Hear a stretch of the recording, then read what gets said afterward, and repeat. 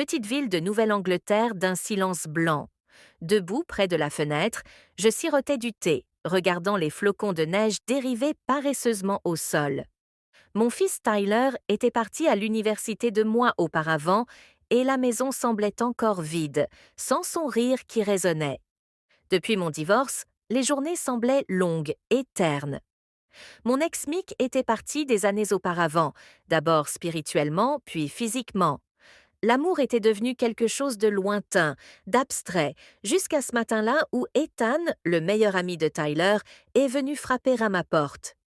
Salut, Madame Miller, dit-il avec un sourire empreint de l'innocence de la jeunesse, mais aussi d'une certaine maturité. Je passais en voiture et j'ai pensé passer. Je travaille sur un nouveau projet photo, des portraits qui capturent l'émotion.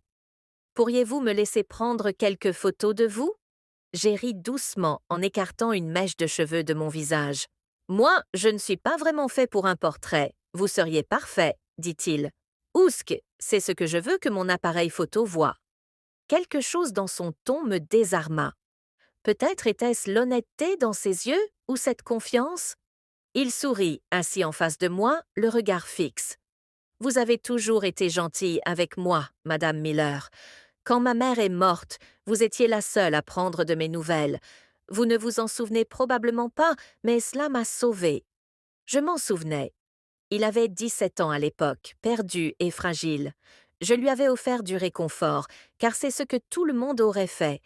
Mais maintenant, assise en face de cet homme, ce réconfort avait changé de forme. Quelque chose de plus doux, mais aussi de plus lourd. Un long silence s'installa entre nous. Le crépitement du feu l'emplissait de chaleur. Aucun de nous ne chercha à s'échapper. Puis-je te demander quelque chose? Dit-il finalement. Bien sûr. As-tu parfois l'impression que ta vie attend encore un nouveau départ? La question me prit au dépourvu. Je déglis difficilement, sentant le poids s'installer dans ma poitrine. Chaque jour, je murmurais. Il me regarda un long moment. Alors, peut-être est-il temps que tu laisses quelqu'un te rappeler comment vivre.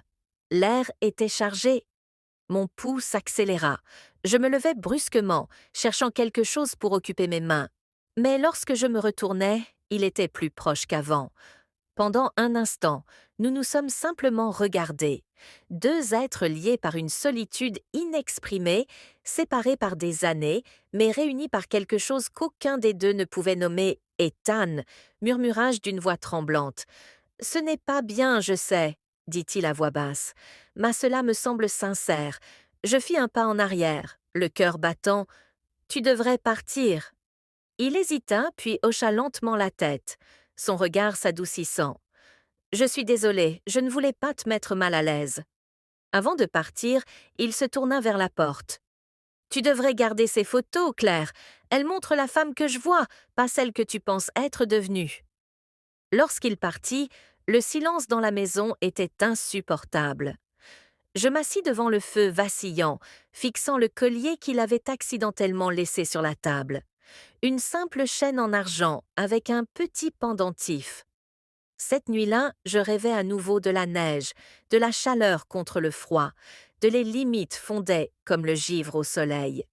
Le lendemain matin, Ethan est revenu chercher son collier.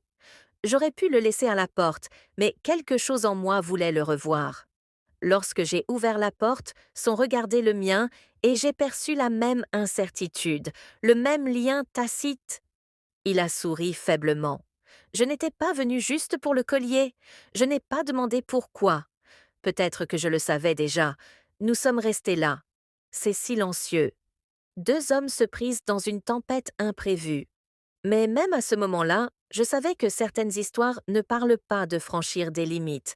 Elles parlent de se tenir au bord du gouffre, de réaliser que la limite existe. Car l'amour sous toutes ses formes exige de la retenue, du courage et du choix. Et ce jour-là, j'ai choisi de prendre du recul, non pas parce que je ne ressentais rien, mais parce que j'avais enfin compris ce qu'Ethan m'avait donné. Un rappel que j'étais encore capable d'être vue, admirée, vivante. Il sourit, hochant la tête comme s'il savait ce que je pensais. Tu dorissais, tu as l'air plus heureuse, dit-il. Moi aussi. murmurai-je, tandis qu'il s'éloignait dans la neige.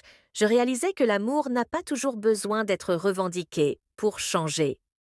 Parfois, le simple fait de se rappeler qu'on peut